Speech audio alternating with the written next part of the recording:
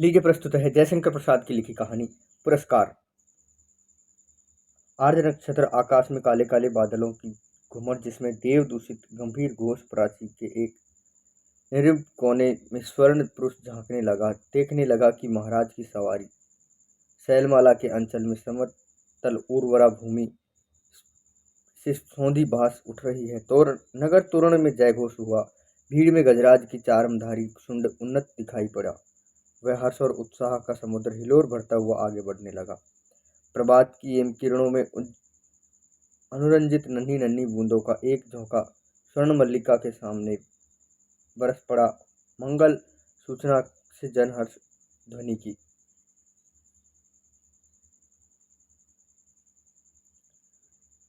रथ हाथियों और अश्वारोहियों को पंक्तियां जम गई। दर्शकों की भीड़ भी कम न थी। गजराज बैठ गया।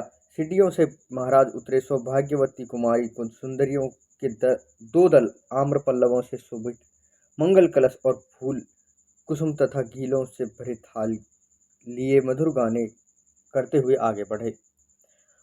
महाराज के मुख पर मधुर मुस्कान थी। पुरोहित वर्ग के स्वतः किया स्वर्ग रंजित हल्की मूठ पकड़कर महाराज के जूते हुए सुंदर पुष्प बैलों को चलने का संकेत किया। बाजे बजने लगे। किशोर कुमारियों ने खीलों और फूलों की वर्षा की।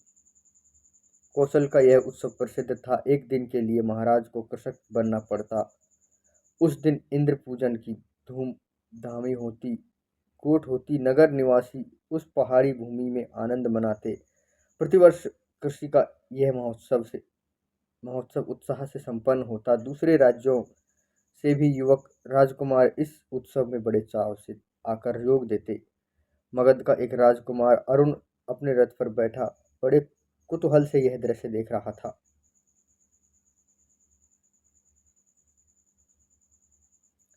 बीजों का एक बाल लिए कुमारी मधुलिका महाराज के साथ थी।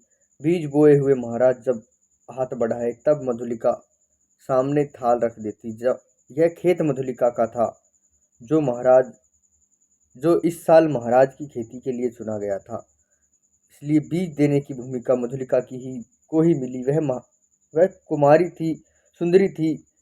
कौशेयन उसके शरीर में इधर उधर लहरता हुआ शोभित हो रहा था। वह कभी उसे संभालती और कभी अपने रूखे अलकों को। कृषक बालिका के शुभ्र बाल श्रम कणों की कमी न थी।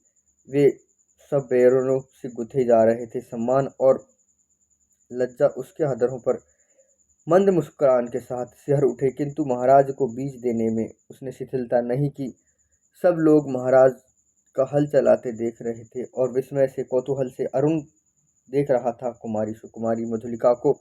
आह, कितना भोला सौंदर्य, कितना सरल चितवन।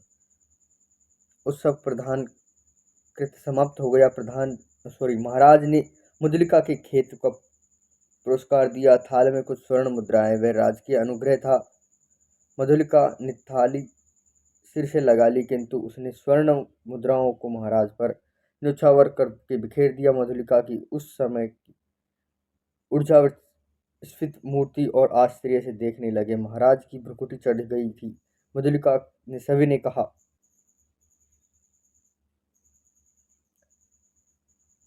देव, यह मेरे पितामहों की भूमि है। इसे बेचना अपराध है, इसलिए मूल्य स्वीकार करना मेरी सामर्थ्य में के बाहर है। महाराज के बोल के पहले ही वृद्ध मंत्री ने तीखे स्वर में कहा, अबोध, क्या बक रही है? राजकुमार अनुग्रह का तिरस्कार? तेरी भूमि से चौगुना मूल्य है। फिर कौशल का तो यह सुनिश्चित नियम है। तू आज से राजकीय रक्षण पाने की अधिकारी हुई। इस धन को अपने सुख बना।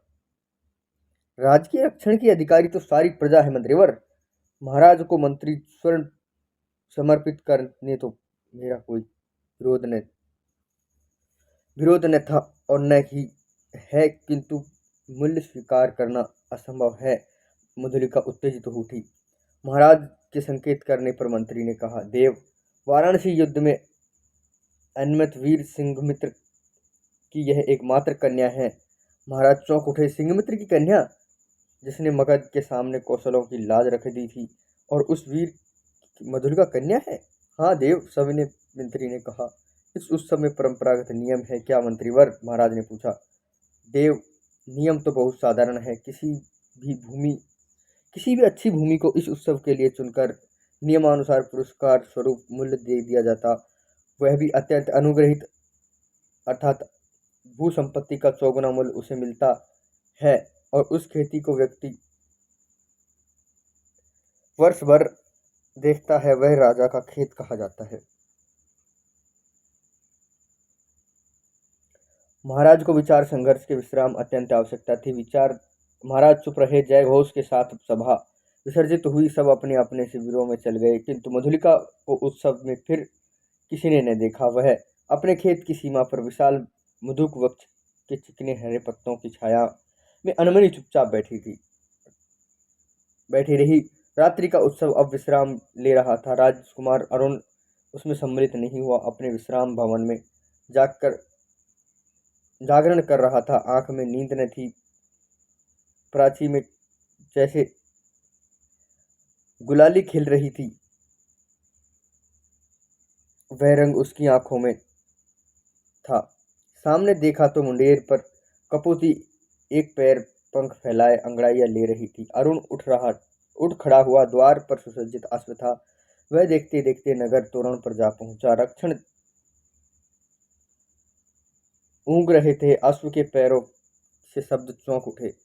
युवक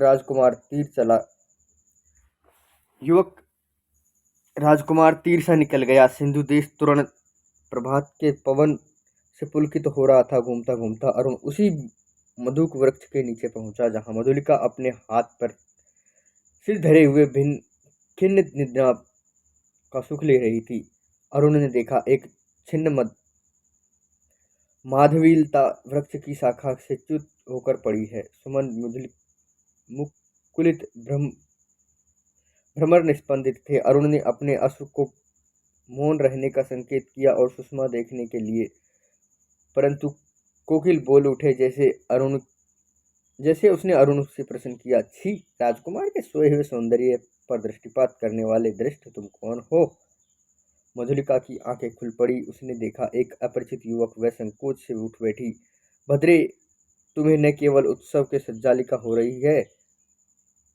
हाँ, उत्सव ही तो था। कल उसका सम्मान क्यों उसके सामने कल का स्वप्न सता रहा है? भद्र, आप मुझे इस अवस्था में संतुष्ट रहने दें। मेरी हृदय तुम्हारी उस छवि का भक्त बन गया है देवी। मेरे उस अभिनय का, मेरी विडंबना का आहा, मनुष्य कितना निर्दय है। अपरिचित, क्षमा करो, जाओ अपने मार्ग। सरलता की देवी, मगध का राजकुमार तुम्हारे अनुग्रह का प्रार्थी हूँ।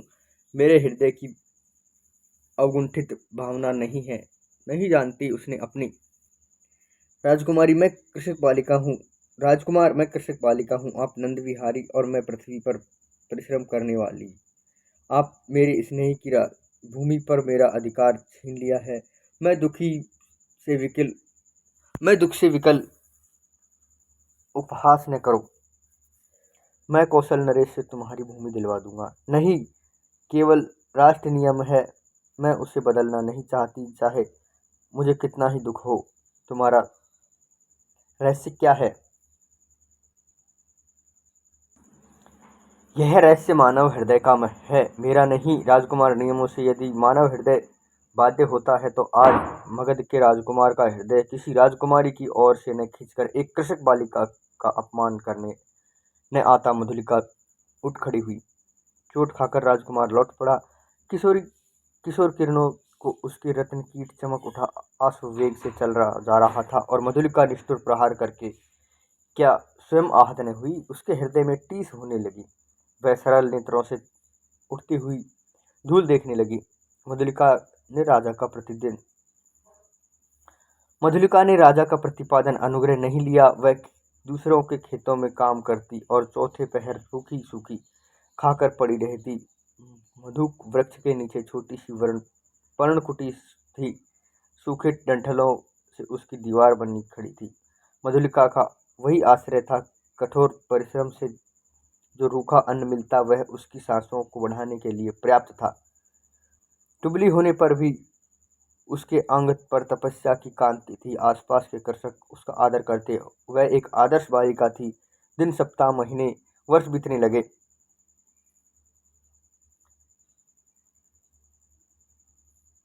शीतकाल की रजनी, मेघों से भरा आकाश, उसके बिजली का दौर पड़ा। दौड़ धूप करके मधुलिका का छाटन टपक रहा था। ओढ़ने की कमी थी। वह ठिठुरती एक कोने में बैठी थी। मधुलिका अपने अभाव को आज बढ़ाकर सोच रही थी। जीवन की सामंजस्य बनाए रखने वाले उपकरण तो सीमा निर्धारित करते हैं, परंतु उनकी आवश्यकता और कल्पना भावना से उठती बह घटती रहती है। बहुत दिनों पर उसे बीती हुई बात स्मरण हुई। 2 नहीं 3 वर्ष हुए होंगे इसे मधु के नीचे प्रभात में तरण राजकुमार ने क्या कहा था। वह अपने हृदय से पूछने लगी, उन चाटुकारी शब्दों को सुनने लगी। उत्सुक सी वह पूछने लगी, क्या कहा था। दुख दग्ध हृदय उन स्वप्न सी बातों को स्मरण रख सकता है, और स्मरण नहीं होता तो कष्टों की इस काली निशा में कहने का साहस करता। हाय री विडंबना। आज मधुलिका उस बीते हुए क्षण को लौटा लेने के लिए विकल थी। दारिद्र्य की कठोर ठोकरों ने उसे व्यथित और अधीर कर दिया। मगध की प्रसाद माला के वैभव का काल्पनिक चित्र सूखे डंठलों से रंध्रों से नभ में बिजली के आलोक में नाचता हुआ दिखाई देने लगा। खिलवाड़ी शिशु जैसे श्रावक की संध्या में जुगनू को पकड़ने के लिए हाथ लपकता है, वैसे ही मधुलिका मन ही मन कर रही थी। अभी वह वर्षा ने भीषण रूप धारण किया। गड़गड़ाहट बढ़ने लगी। ओले पड़ने की संभावना थी। मधुलिका अपनी जर्जर झोपड़ी के लिए कांप रही थी। सहसा बाहर कुछ शब्द हुआ। तो मित्रों, इस भाग में यहीं तक। यहाँ से जो यह पथिक आगमन है यहाँ से जानेंगे अगले भाग में। तो मिलते हैं आपसे अगले भाग में। नमस्कार, धन्यवाद। अभी आप सुन रहे थे जयशंकर प्रसाद की लिखी कहानी पुरस्कार।